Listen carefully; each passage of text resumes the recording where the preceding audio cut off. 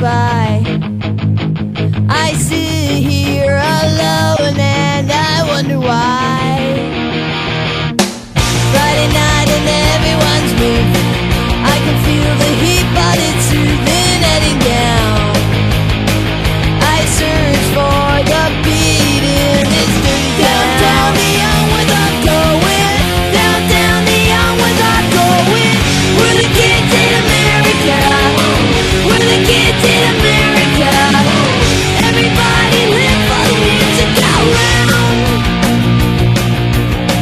Bright lights and music gets faster. Look boy, don't check on your watch. Got another glance. I'm not leaving now, honey, not a chance. Hot shot, give me no problems. Much later, baby, you'll be saying never mind. You know life is cruel, life is never kind. So make a little story, kind of so grab a little glory. We're the kids in America. We're the kids in America.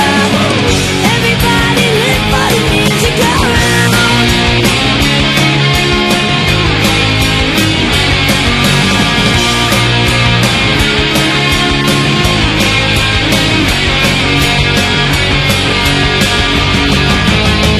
Come closer, honey, that's better. Got to get a brand new experience, feeling right. Oh, don't try to stop, baby, hold me tight. Outside a new day is done. Outside suburbia sprawling everywhere. I don't want to go, baby. New York to East California. There's a new one coming, I warn ya. We're the kids in America. We're the kids in America. Everybody live for the music around. Wow! We're the kids in America. We're the kids in America. Everybody live for the music around.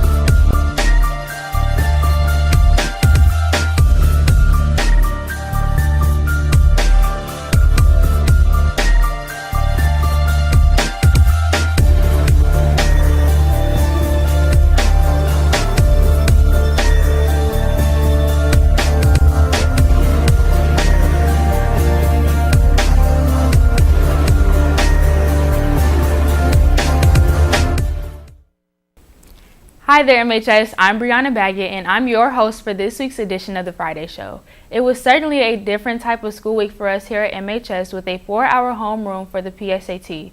More importantly, we know many of our students and staff are excited for a certain baseball team, and we wanted to acknowledge all of the Cub fans and their efforts to cheer on the Cubbies as they try to break the century-long curse and win the World Series. Hope is in the air as the excitement level for October baseball has reached a fever pitch here in Chicagoland. The Chicago Cubs are back in the playoffs, and with the 100-win season now behind them, the Cubs look to land their ultimate prize and capture a World Series championship.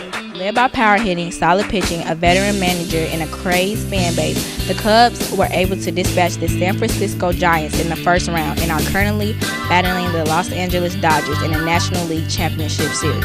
Can the Cubbies end their century-long curse and bring the title back to Chicago? MHS students and faculty alike seem to have their opinions. All right, I don't think the Cubs are going to win because the curse is going to keep continuing on to the day's end. And the Cubs are getting so overhyped, and they're walking into the Dodgers. They think they're going to all walk over them. And just the showed in Game 2 that the Cubs underestimated the Dodgers, and it beat them very first game with that one home run. Only takes us one run. That's it. My team, they lost last night against the Dodgers. So that's all right because it was 1-0. People like to talk, but they're going to win tonight.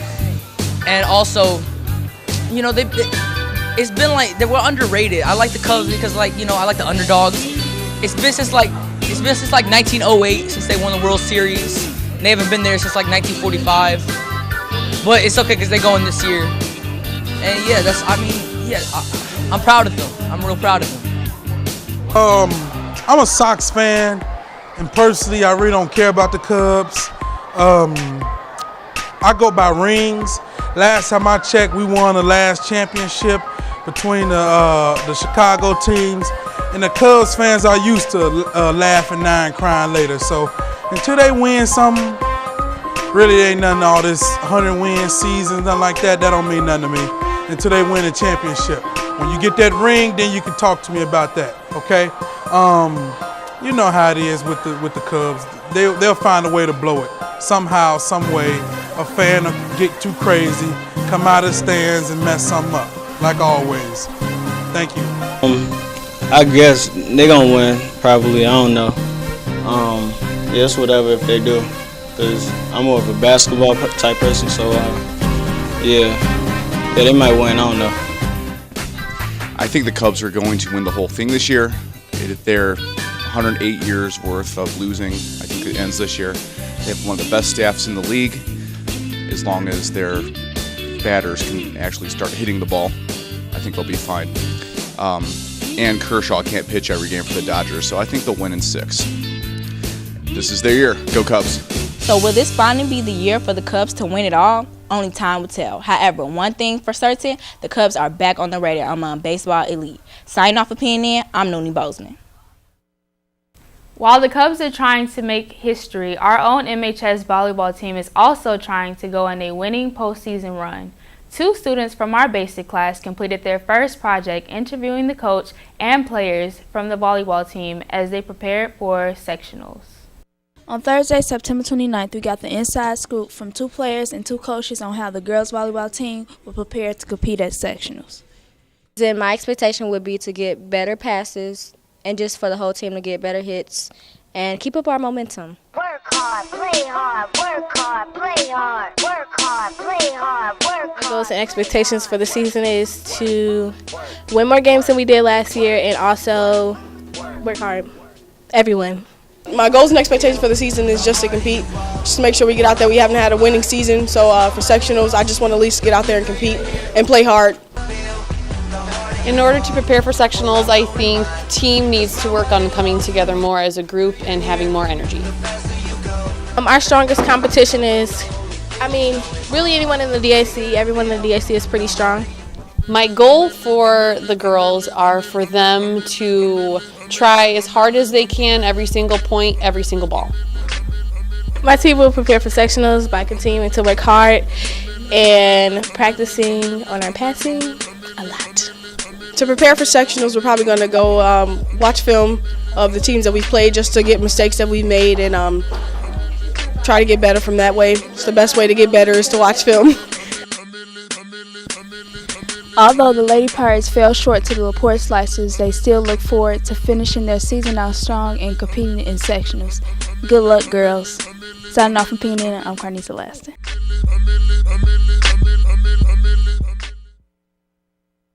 In any given week at MHS, there are a number of events, activities, and announcements that occur.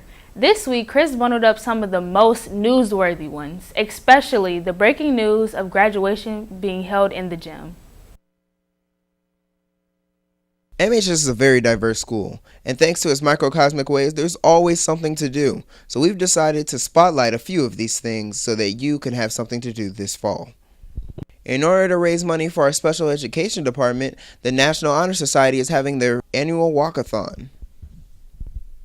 National Honor Society will be hosting a walkathon, which benefits our special needs department. It is on November 12th in the field house. It is from 9 o'clock in the morning till about noon. We are inviting everybody to come and walk, not just our members, and hopefully you can help us reach our goal to donate as much as we can to our special needs department so they can do some certain things that they weren't able to do without this money. Are you adept in a certain subject in school? Do you think that you'd be able to help others? Are you looking for community service hours? If you answered yes to any of these questions, then Ms. Holzclaw has something for you. So the tutoring program is new this year, and the idea really is because students need help in a variety of subjects. Integrated math is very difficult for many students. We also know English gives kids a hard time, science. We know all the classes can be difficult for one student or another. And so what we found was that some of the things we already have aren't quite meeting the need, which is that we have the clinics in the morning, which are really great for answering homework questions or getting some immediate help on something that didn't make sense. We have 0 hour for athletes. We also have some great National Honor Society students who are willing to tutor kids for free on their own time, but it's just not quite meeting the need. And so we need something more in addition to those opportunities already. So the idea is that we will find students. Teachers have nominated students, and then any student who's interested after they watch this is welcome to participate as well. Really, if you are good in a subject and you feel strongly about how you do in that subject, you are welcome to be a tutor. For those who are tutoring, we're going to keep track of your hours, and so you may get community service hours. This is a great resume builder. It's something that you can really get some experience, especially for those who want to be teachers in their lives. This is a good first experience. Many seniors feel confused, enraged, and betrayed when it comes to having our graduation in the gymnasium. But Mr. Krutz has some clarification for all of you. You always have to remember that graduation is a ceremony. We have been complimented many, many times over from the Radisson Star, from other school districts, on how we conduct ourselves with the graduation ceremony.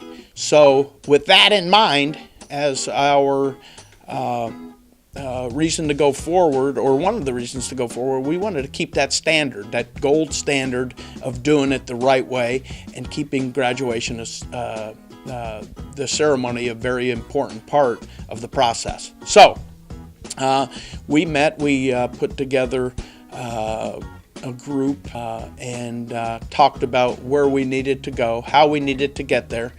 And so we started the process, and we have 2 venues here on site that we thought were possibilities, and one was the football stadium and the other was Engelhart Gymnasium, which we have picked. I graduated from Maryville High School a long time ago, 612 kids in the graduating class.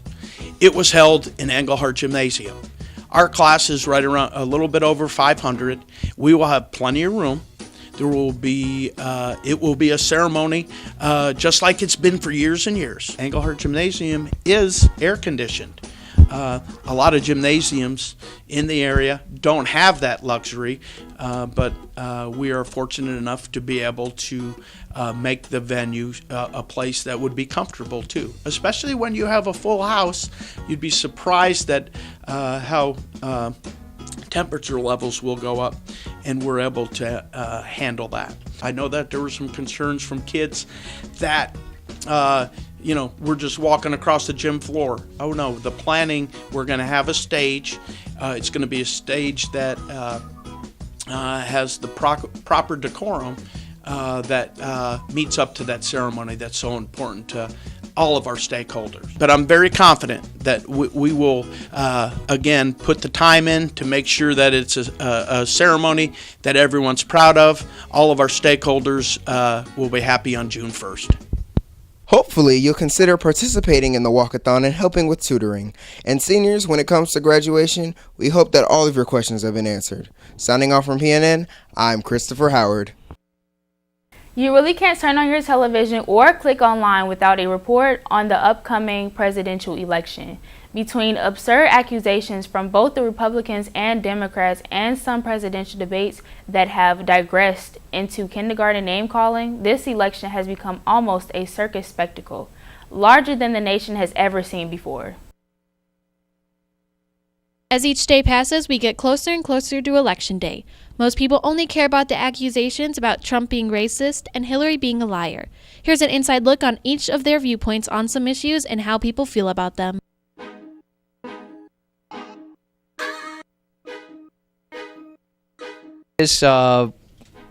I don't find debates to be too helpful for to learn anything. It is just two people arguing. I guess both candidates deserve blame on that.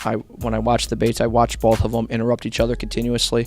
The way that I think that candidates answer the questions during the debate, I honestly think, I watched it and I thought they both had good points, but they both had a great way of avoiding the question. Every time they got asked a question, they always ended up referring back to the other person's scandal. Both of those candidates are very strong-minded, and they start to steer away from the question. Hillary does a good job, I think, of answering the question, but she has to kind of defend herself a lot because Donald Trump is a person that likes to take a lot of jabs and hit below the belt. Yeah, I think both candidates do a pretty decent job of answering the question initially. 2 minutes is a long time, and they get 2 minutes to speak in each debate. And so I think what happens is they spend the first 30 seconds really answering the question, and then they get sidetracked very easily. And so whenever they're asked a question, they may lightly answer a question based on whatever the facts or the talking points are that they want to get across to those undecided voters. But largely they just kind of use that time to promote whatever it is that they're trying to persuade you with. I believe Trump answers his questions based on his personal views and how he wants things to go. So yeah, he answers based off of what he wants. And I think Hillary kind of bases her questions and bases her answers based off of how she thinks it would benefit the country as a whole, whereas Trump is more so a personal opinion type of guy. I think that Donald was kind of rude and he didn't let Hillary finish what she wanted to say. But I feel like Hillary, she did a decent job about how she wanted us to think if she was right. I think that she was pretty good in answering her questions, but I think Donald was just disrespectful. Yeah, I feel that Donald Trump answered the questions horribly because he came off as rude, and then on top of that, he did not show any sympathy for anything of what he did. And Hillary Clinton, I like the way she came about it because she was really asking him because she already has people prejudiced against her because she's a woman. So I feel that she did a good job answering the question. She is a very well-refined politician. She knows the game very well, and she is able to play that to her benefit. So something about Donald Trump is that for all of his personal faults that he has, he actually does bring up some very good points as to why Hillary should not be president. You could imagine that if he wasn't such a lizard and was maybe a more charming person, that he would actually be doing very well in this election cycle. I don't think Hillary would have a chance, but because of all of his personal faults, he's kind of squandered his opportunity here. One of Hillary's good traits is probably she's a fact checker. She makes sure she gets her facts straight. Trump is a very social person. He knows how to appeal to society and other people and what they like, and that's one of his good traits. And but the best thing about Hillary, she really for the people. She's the best choice, in my opinion. And she gonna help us out the best. Donald, he pleases us. He makes us feel like he can come to our needs. But I feel like Hillary, she can't actually come to our needs and fulfill what she says she will do. Well, I think there aren't any good traits about Donald Trump. I mean, he's disrespectful with the people and with the other candidates. And Hillary Clinton, she has experience, she's a politician, she's the former first lady, and yeah. Both of the candidates weren't on their best behavior during the 3 debates. Well, Donald, I know you live in your own reality, but that is not the facts. No wonder you've been fighting ISIS your entire adult life. Wait, you have so many different things you have to be able to do, and I don't believe that Hillary has the stamina. But this is a man who has called women pigs, slobs, and dogs. I believe Hillary Clinton connects with voters by pretty much trying to pass laws to help out middle-class people. Donald Trump connects with his voters by preaching bigotry, hatred, and fear. Connect with the voters. That just goes back to my first answer. Like, I don't really like either of them, and I feel like they're just trying to force the issue too much. They're trying to connect with them, and it's actually like them trying to connect with them is actually making it seem like all right, like they're just trying too hard, in my opinion. As far as how I feel each candidate connects with people throughout the debate, I really wish that Donald Trump would speak a little bit more about policies. He seems to be a little bit more concerned with trying to attack Hillary's character, especially. I believe that she does connect with the voters on the policy. I do think that she needs to show a little bit more just true enthusiasm or true frustration, true anger with what's going on. I feel like people have a hard time believing what she says, in part because of some of the decisions that she's made, but also just how she speaks to people. She's just very monotone and has just more of a kind of politician attitude when she speaks. Well, I think Trump connects to the voters by kind of appealing to their mindset and what they kind of want personally. And I think Hillary connects to her voters by kind of introducing facts and what she might want and what they might want as well, both appealing to what they both like, the voters like. I think that Donald connects with like us about like how we want it, and then Hillary, she connects to us like based on facts and how she thinks, like, and what she thinks about. Okay, I don't think that Donald Trump connects with the voters, but I think Hillary does a good job and she tells us what we want to hear. I feel Donald Trump really doesn't have any connection with the voters. He's not like a good candidate to me. But Hillary Clinton, she like reaches out, she's understanding and helping us to see where we need to be. That Hillary Clinton seems to be really good with connecting with U.S. citizens as far as women's rights goes, as far as African Americans.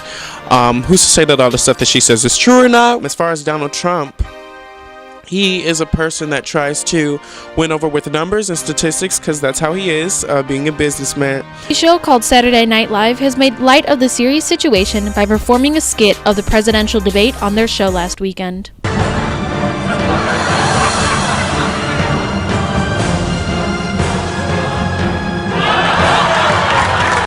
Hi, Patrice.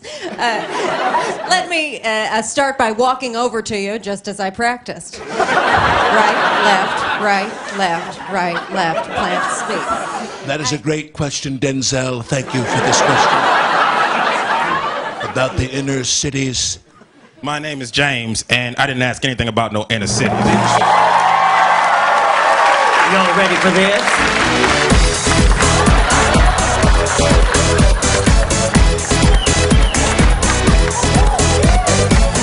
I believe people should vote because the decisions they make will most definitely affect their future and their child's future. Well, I think it's important to vote because you have the opportunity to do something, and yeah, if you don't vote, you're still angry about the candidates, it's your fault because you didn't vote.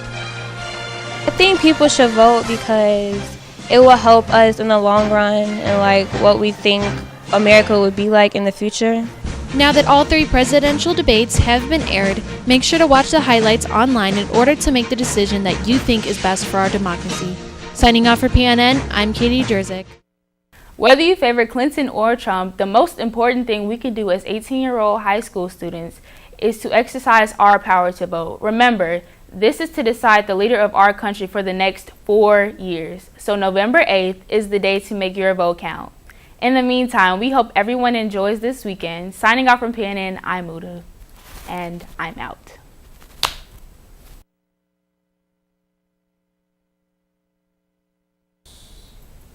While the Cubs are trying to make history, our own MHS volleyball team is also trying to go on wow. Okay.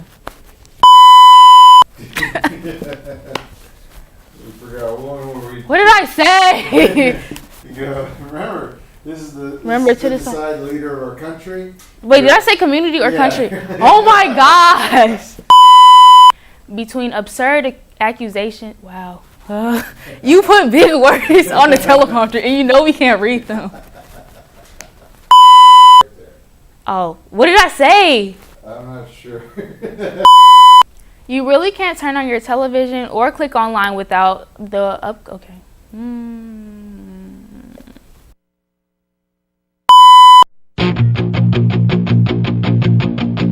Looking out a dirty old window, outside the cars in the city go rushing by. I sit here alone and I wonder why. Friday night and everyone's moving, I can feel the heat but it's soothing heading down. I search for the beat in this dirty town. Down the young without going, down the young without going. We're the kids in America, we're the kids in America. Everybody live for the music go round. Bright lights and music gets faster. Look boy, don't check on your watch, not another glance. I'm not leaving now, honey, not a chance. Hot shot, give me no problems. Much later, baby, you'll be saying never mind. You know life is cruel, life is never kind. Not to make a little story, not to grab a little glory. We're the kids in America, we're the kids in America. Everybody live for the music around.